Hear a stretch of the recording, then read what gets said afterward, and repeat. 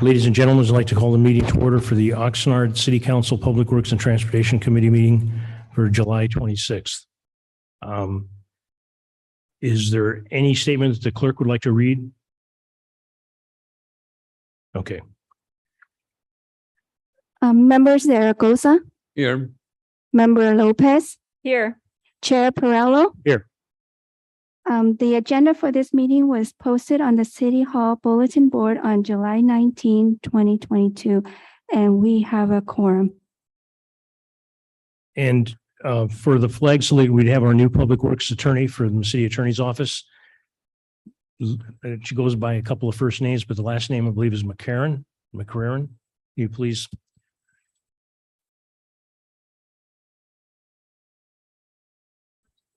To the flag of the United States of America, to the republic for which it stands, one nation, under God, indivisible, with liberty and justice for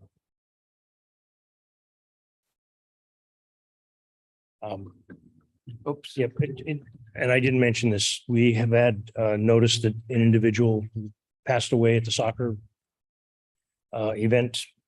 And just take a moment of silence and just realize life is very fragile, ladies and gentlemen.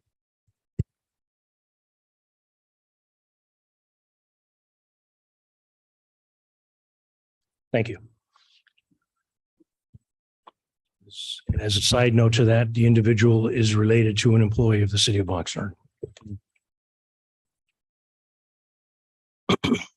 Madam Clerk, do we have any public comments on items not on the agenda?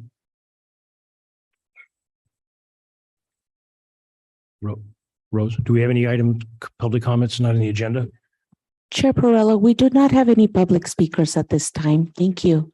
Thank you very much. Going to the next item, C, the consent agenda. The City Clerk Department, the subject approval of the minutes, a recommendation that the Public Works and Transportation Committee approve the minutes for July 12th, 2022, regular meeting as presented. Do we have any suggested changes, corrections, or concerns by the members? I don't. Chair, I'll move approval of the minutes as presented. Okay, we have a motion and a second. Go ahead and vote, please.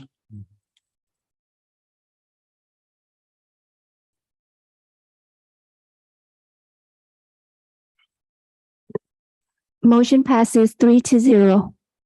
Thank you. I just realized, Madam Clerk, would you like to introduce your assistant here? Thank you, Chair Perello. We have Assistant City Clerk joining us today, Dee Lai, and she will be leading today's meeting. Thank you. Thank you. Thank you very much. Welcome aboard. The next item, D, reports. The first one, Public Works Department. The subject, amendment to agreement number 9315-21-PW for Econolite Systems Incorporated for traffic signal preventative and emergency and non-emergency maintenance services. The recommendation that the Public Works and Transportation Committee recommend that the City Council approve and authorize the mayor to execute a first amendment to agreement 9315-21-PW for Econolite Systems Incorporated to increase the not to exceed amount from $200,000 to $300,000 for traffic signal preventative, emergency, and non-emergency maintenance services. Due to the ongoing issues with Measure M, there will not be a presentation. It is available on the internet. Madam Clerk, do we have any speakers on this item? We do not have any speakers on this item. Thank you, Chair Perello. Okay. Do committee members have any questions or? Yeah, Mr. Chair, my understanding, this is an amendment to the agreement with Econolite and Econolite, excuse me. And it's my understanding that Econolite is using a piggyback maintenance service that potentially we can use for minor repairs as opposed to TAF that does major repairs. So it's basically for minor repairs. Is that correct, Tatiana? Yes, Mr. Mayor, that's correct. So we primarily use this contract for maintenance services. throughout the city for our traffic signal systems. And then we use the other contract that came in front of you a few weeks ago with Taft for more of the emergency repairs, such as when cars hit traffic signal poles and they come down and we have to put temporary ones up. That's where we bring in the other contractor. And Mr. Chair, I think Tatiana, they have to be there within so many minutes or. Yeah, so they have to respond to us within, at least acknowledge that we've made the request within half an hour, and then they need to show up within the next. Which is really, really important. So, That's correct. Yeah. Thank you, Mr. Mhm. City engineer, can you please just give us a real quick, when somebody mentions piggyback on another contract, can you explain how that works? So there's, people, the public may not know. Yes, sir. So in this case, the city of Thousand Oaks put out a solicitation for a contract for maintenance services for traffic signal systems. And in there, they actually added an option where other local agencies can actually piggyback on this. And this is for cost savings. So the more people that are on this contract, the more savings they have on a hourly basis, as we call these people out. And so that is something that's allowed through the public contract code. And it's due to the way that the city of Thousand Oaks actually procured this. Do we offer that to other communities as Thousand Oaks apparently offered it to us? We do not have, at least to my knowledge in Public Works, any contracts that operate this way, but we do have the ability to do so if we so choose. Okay. I don't know the answer to this, Ms. City Manager. Maybe this is something we look into or not sometime in the future, bring it to our attention. I'd refer that to the Public Works Director. It seems sensible to me, but I want to let him address that. Can I share something while he comes over? Most of the time, the big companies or big agencies like the counties and so forth have the big contracts in Los Angeles, even the County of Ventura, and potentially they allow us to do the piggybacking or in other words, use their existing contract in order to actually get the materials at their cost. Correct. Yeah, good evening, Michael Wolf, Director of Public Works. So the short answer is yes, but we have to be on a case-by-case basis. There are some times where the economies of scale is not going to be presenting itself, and for us to put a piggybacking clause in there may not be the best interest of Oxnard. So it's a case-by-case basis, but we certainly can look at those going forward.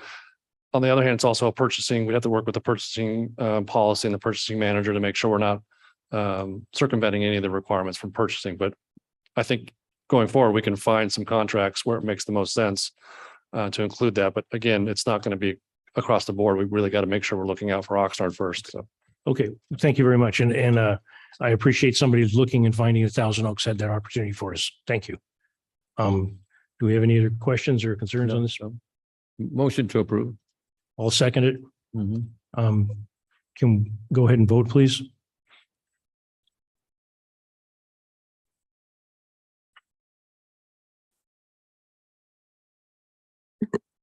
Motion passes 3-0.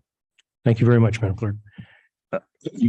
Number 2, under reports, Public Works Department, subject agreement A-8484 with WEC Laboratories Incorporated for contract laboratory chemical testing services. The recommendation that the Public Works and Transportation Committee recommend the City Council approve and authorize in some multi-part item, 2 parts. Number 1, Mayor to execute agreement A-8484 with WEC Laboratories Incorporated for a term of 1 year with the option to extend for 2 consecutive periods of 1 year each upon the written agreement of both parties for a maximum possible contract term of 3 years and for a total contract not to exceed amount over the entire possible contract term of $1.7 million for laboratory chemical testing services. And part 2, purchasing agent to execute amendments to extend the term of agreement A-8484 up to a maximum term of 3 years. There is a presentation available on the internet, but due to Measure M, there's no presentation of staff at this time. Are there any public comments on this item? Chair, there's no speaker at this time. Thank you very much. Committee members have any questions, concerns? Chair, if I would like to ask Mr. Marcinko if maybe you could summarize what this contract is and why we are doing this, especially as an annual contract. Thank you. Thank you. Yeah, Joe Marcinko, Assistant Public Works Director. We're trying to get a laboratory contract with WEC Laboratories, who we've had previously in the past. We do a lot of sampling and chemical analysis in the city. So for the water department, we have to do separate testing to make sure our water is in compliance with state and federal regulations. We have to make sure that the discharge effluent and the chemical parameters for the wastewater treatment plant are analyzed for all of their required monitoring. We do the sampling for the stormwater channels, and we also have to do it for the advanced water purification facility. And going back to water, they have new requirements that come out periodically. One of them is called the Unregulated Contaminant Monitoring Rule, UCMR. They're on their 5th revision of that. We don't know what the chemical costs are going to be for that, but we know that they're going to be coming up in the next few years. And so they keep adding testing, they keep adding new requirements for all of the above, for stormwater, for wastewater, and for drinking water, as well as the new aquifer storage and recovery program that we're going to do with the ASR, or that's the abbreviation for it, for the advanced water purification facility water. There's a barrage of very specific testing that needs to be done to monitor the water quality going into the aquifer as well as coming out of the aquifer. Thank you. And my understanding too, Joseph, right? Yes, Joseph. My understanding is that the lab testing also needs to be certified for the federal and state requirements. Yes, it Which does. is extremely important. And for the permits too, is that That's exactly right. Yes. and for water and wastewater. Water, wastewater, yes. And anything that has specific permits or regulatory requirements has to be done at a certified laboratory. Now, we have a laboratory at the wastewater plant, but we have a limited amount of fields of testing of what we can do with the instrumentation and staff that we have there. We need to do the majority of the testing and sampling, takes advanced instrumentation, highly trained staff, as well as a very rigorous QA/QC program that these things are software models that run and have to be certified for their data's accuracy, precision and accuracy. And potentially this could be for 3 years, right? Yes, exactly. Potentially. Okay. So you come up for year 1 and then we look at it again for year 2 and 3. Yes. Thank you, sir. And thank you very much. And you mentioned we've done business with this lab before. We're Yes. satisfied with their work? We're currently using them and very satisfied with their work. A question may come from some members of the public and they've had an opportunity to weigh in and call in, but they apparently haven't. Why don't we do this in-house and create our own lab? My assumption is, and assumptions can get me in trouble, it would be much more expensive for us to do that. And we would then, because we're turning stuff into the state and federal government, do they require a third party to review it, someone separate, so that we don't have self-monitoring?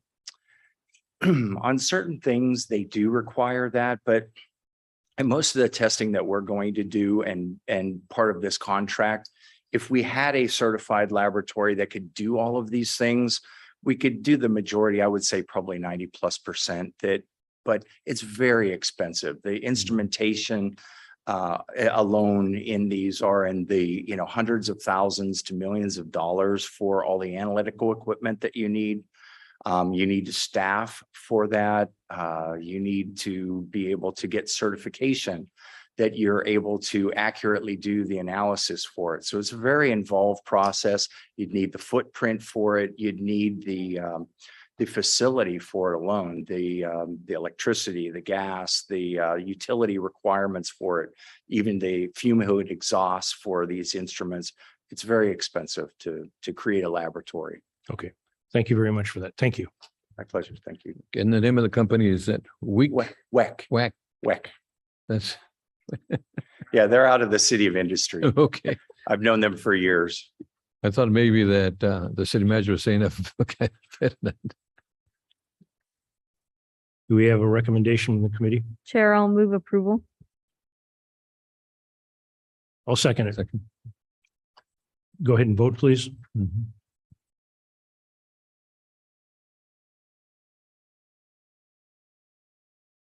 Motion passes 3-0. The last, second to the last item on the agenda. Number 3, Public Works Department. Subject, the City of Oxnard Water Division 2019-2021 Public Health Goals Report. Recommendations, the Public Works and Transportation Committee recommend that the City Council receive and file the 2019-2021 Public Health Goals Report.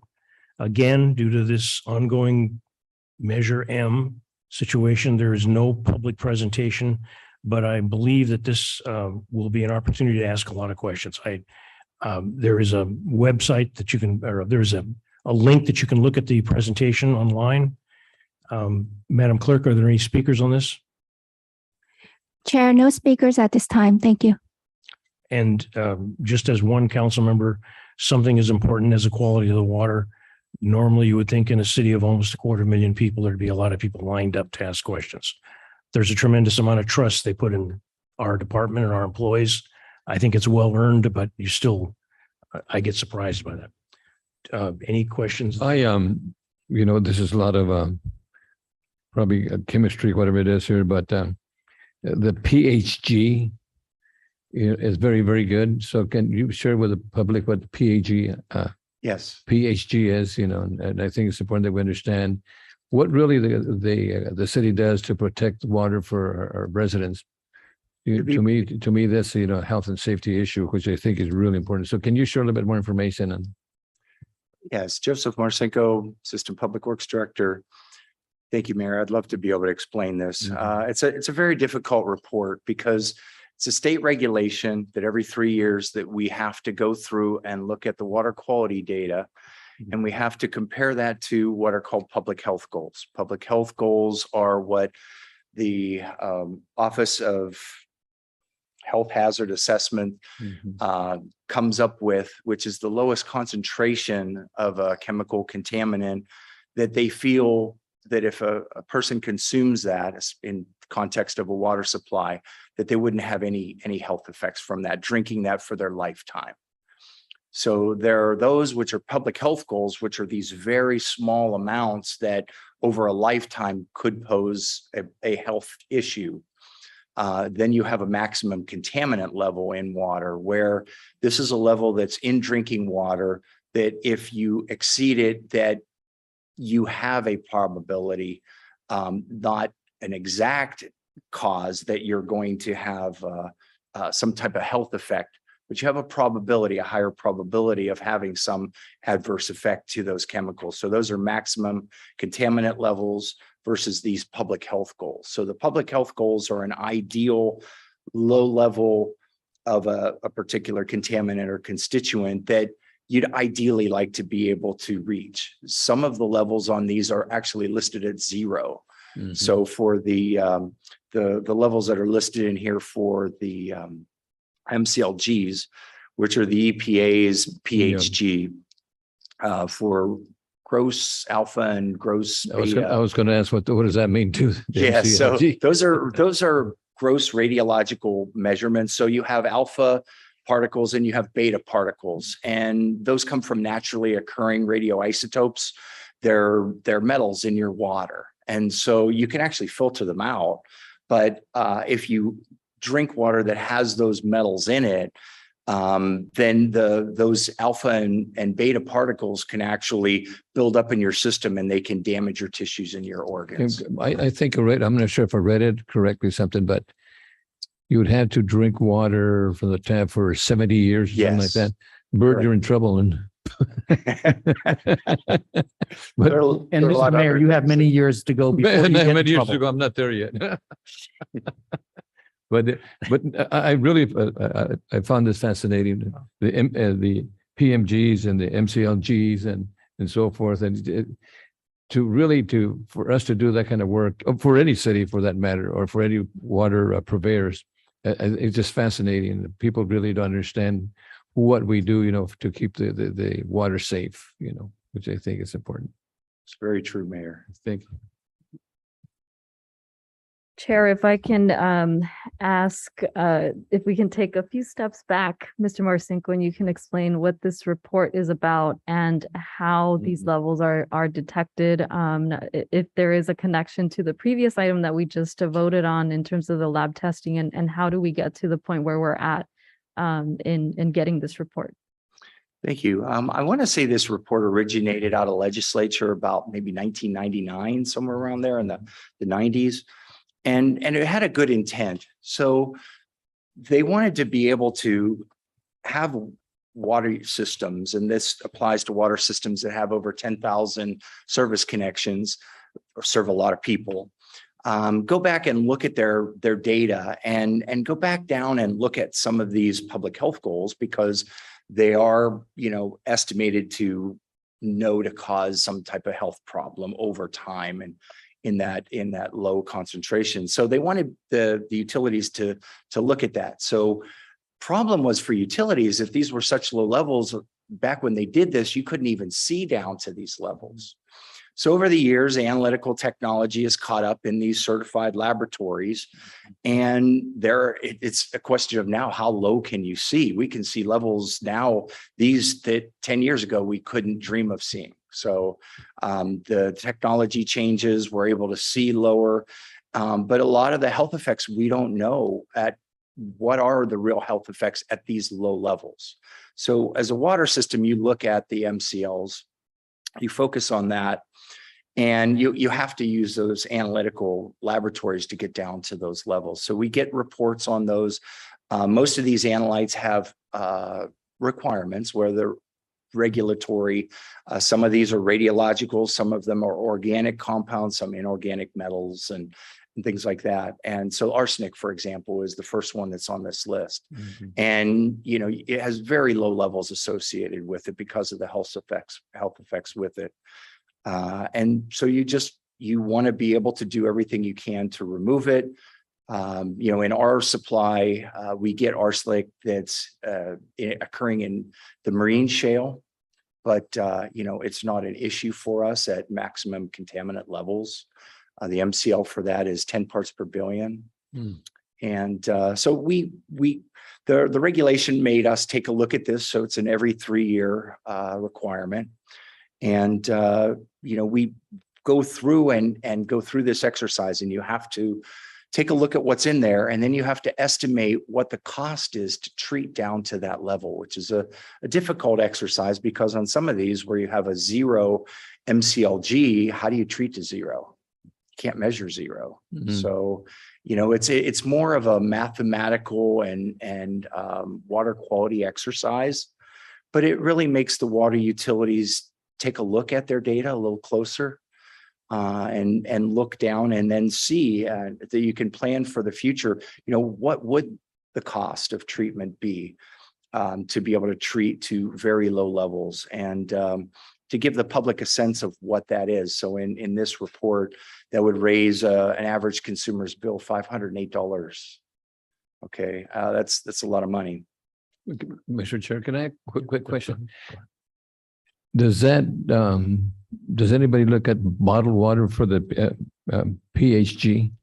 No, they don't. No, You the PhD doesn't apply to bottled water purveyors, and they're regulated under the FDC. That's a different. Yes, exactly. And we're regulated under the State Water Resources Control Board and the Division of Drinking Water. Because, I know we talked about it in the past that they say our water, tap water is probably better than bottled water and so forth, but knowing that we have that PAG and that WCLG, testing makes me feel good.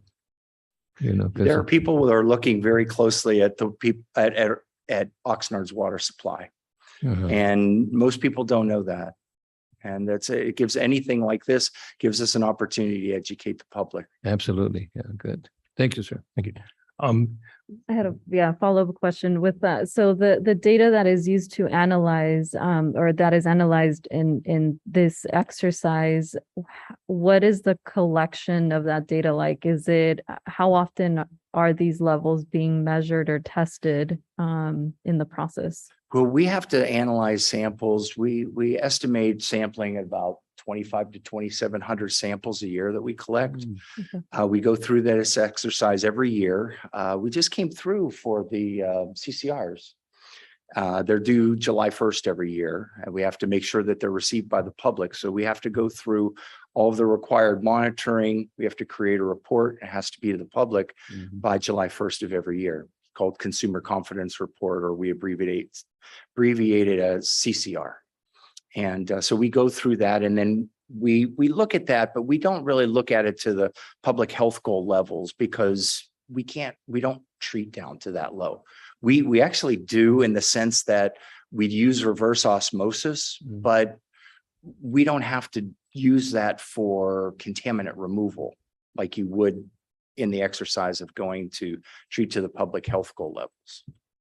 Great, thank you. And as I understand, there are no, as you mentioned, because of the levels that it would be hard to get down to from a zero, right? So that's based on that, the recommendation is that there is no additional steps to be taken to do any treatment. Yes, all of our water, we have to make sure that it meets state and federal regulations for drinking water standards. And I'm very, very happy and fortunate, proud to be able to tell you that it does. You know, the staff here is very conscientious. They're professionals in what they do. They know exactly what they're tasked to. They look at the data. They make sure that the treatment processes are good, that the water quality monitoring and the distribution system and from the sources are all done. And we haven't had any violations. And it's a very, very excellent thing to be able to say.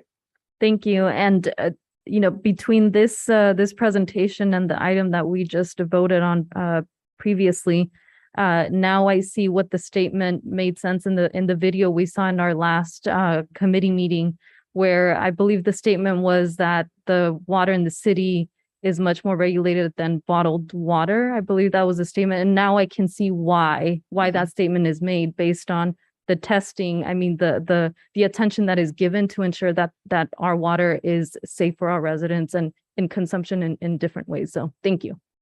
Very welcome. Just some general questions. You mentioned arsenic is one thing.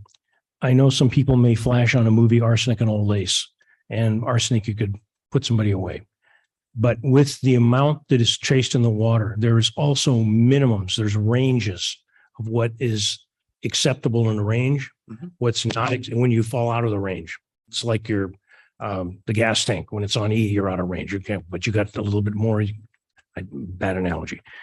The issue that I have is oftentimes we get criticism as the city in general that we're supplying water of different quality throughout the city of Oxnard. One area is getting better quality water than some other area. Can you tell us how the blending of the water is done? And when the samplings are taken, are the samplings taken throughout the service area of the city of Oxnard, or are they taken at one site? And the reason I ask that, if the blend can be between the top, this finger and this finger, and the range is in there, it may be right here in one area, up here, down another one. It still is within the acceptable limits, is my understanding. Can you explain how that works throughout our water system? Sure. Or in the testing? And the other thing I want to say before you do anything, we have people in public safety, very important to this city. But the people that supply us with the drinking water is equally important. And having met people that work in that department, they take it extremely serious. It's their family, other families, whether they live in the city or not. It's babies, it's old people, it's pets. It matters. And I appreciate you mentioning the There can be accidents, there can be mistakes, there can be violations, but we run a very clean ship. We do. Chair Perrella, let me start off with we have three sources of water that we get generally in the city. About 30 to 40% roughly in each one of these. So we have Cayugas Municipal, which is state water project that's imported from the Sacramento River Delta for the most part. It's treated at the Jensen filtration plant by MWD. It's piped through SEMI. It's received by Cayugas, and that's about 30% of our supply. It comes in different areas in the city. And because it has low TDS, total dissolved solids, we blend to try to have a uniform TDS across the city. So we'll use our groundwater, which has a higher TDS, and we'll blend that water with the Cayugas water. So that's one water quality that we get. That where we receive that in the city is really a function of where we pull it in and where we blend it at, and then from there where it enters the distribution system. But it's more of a geographical orientation of where we have that interconnect versus targeting a particular area of the city. The second area that we have is we use our local groundwater wells. And again, they're high in total dissolved solids. So you could call it salts, you could call it conductivity, a lot of different things. Just high salt is kind of the easiest general term that I would use for that. We take the salts out. So we do something called reverse osmosis, and we desalt that water. And then we blend that back with our groundwater to reach those TDS goals. We're fortunate that, and I'll knock on wood here, because we're fortunate because we don't have contaminants in the groundwater that we have to remove. The salts are just more of an inconvenience, but the salts aren't, it's not like we have a contaminant like arsenic that will make someone sick or cause adverse health effects to them. So we're really just blending down the salts of the water to make the water more palatable. And then, so that's the second part of the water quality for the city. The third one is that we get water from United Water Conservation District. They also use groundwater and treat that and give us a fraction of that blended down, and we serve that in the city as well. So if I live in the northeast or west section of the city, my water quality may not be within the 10th of a decimal point, but it would be within the range acceptable, and the taste should be consistent throughout the city? Correct. Thank you very much. And the distribution of the water, we don't, there's always been an assumption by some people that we have one big tank, we put all the water in it, stir it around a couple of times, and then pump it out. It doesn't work that way because of logistics and cost. Am I correct? That's correct. Go ahead. I think there was actually Councilmember Perrella and Councilwoman Lopez asked the question about how we take samples and where do we take samples from. So maybe you can cover Yes, that. please. There are a lot of different requirements for sampling, and depends on what regulation is requiring us to sample. So there is sampling that's going across citywide that goes on every week. This is for bacteria that's called coliform testing. There's something called the total coliform rule for California. And so you have to go out and measure disinfectant levels in the distribution system every week, depending on how big your distribution system is. We have to have certified operators go out and collect those samples. They take those down to our local laboratory. They're able to do those analysis in-house. And so we test that water every week because we want to make sure that there's no adverse bacteria in the water, and that the disinfectant residuals keep the bacteria from growing. So that's a number one in water quality. That's bacteriological and disinfectant testing. Then outside of that, you get various testing on sources for different regulations, and they have different frequencies. Again, we have our certified operators. These are professional people that have gone through training to make sure that they're collecting the samples the right way. And we have an obligation to the state, going with your ranges, that we have to stay underneath that maximum contaminant level. So If we don't, we have to report that immediately to the state. We have to do, in certain cases, if we exceed an MCL, we'll have to do public notification. The EPA has a full public notification rule that we have to follow. So if we exceed any water quality parameters that are regulated that could cause adverse health effects, we have to talk to the city manager, the mayor. We have to go and talk to the state. We have to do public notification for those type of events. But, you know, we have very qualified people that are conscientious on their work. We do a lot of sampling and, you know, we have good water quality. I do want to add something to that because what Mr. Marcinko is talking about obviously is we're testing our water system. Once we deliver it to a point on private property, what's on that side of the private property, we don't control and we don't have regulation over. So the age of somebody's piping system in their home or in their apartment complex or at their business is across the board, something different everywhere. We don't regulate that. We don't test. We don't specifically test that. We have some tests for that at schools and things like that. But I just want to make sure what Mr. Marcinko is talking about is we're testing our system. And So once we deliver it to the private property, there's potentially something that could be happening on that side, right? Depending on their piping system. So so Michael's, were you saying that we deliver the PHG water right up to the resident, and what happens from that pipe to the house is something else? Correct. We're not going on private property and Okay. regulating, you know, what kind of piping system they have, how long it's been tested, how long it's been in place, How old it is? how and old stuff. it is. That's Yeah. not what we're doing. We are really testing our water, our system, our Yeah. piping system, not necessarily somebody's private property piping system. It's a good question. With respect to something called a backflow test or a backflow device, does that protect from where the city supplies the water to the home, that section, or does it protect the city's water supply? It protects the city's water supply. So the backflow prevention program, or otherwise called as a cross connection program, is set in place whenever there's a risk. So if there's a property that has the potential to have higher back pressure in their residence or their landscaping, or it's more geared towards industries that have, let's say, plating processes and things like that, where they're working with chemicals that are pressurized, and that because they're pressurized and they have bad chemicals in them, they could backflow into the distribution system and get circulated through our water distribution system. So we put on different types of devices to prevent that backflow from occurring. And there are, from what I understand, if you have a backflow device, it has to be inspected periodically. It has to be inspected and tested every year. Okay. By a certified backflow tester. One of the, I don't think I'm getting off subject, but attorney, correct me if I do. Please.